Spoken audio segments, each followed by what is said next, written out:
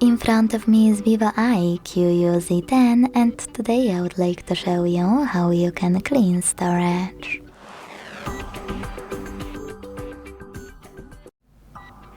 Begin by looking for an app called Files that's already on your device.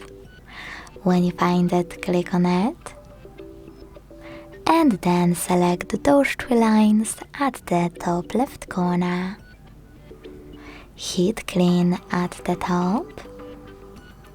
Select Clean under Junk Files and then confirm your choice by hitting Clear in the pop-up. As you can see, after that, storage of my device was successfully cleaned. Thanks so much for watching. If you enjoyed this video, leave a like, comment and subscribe. Bye!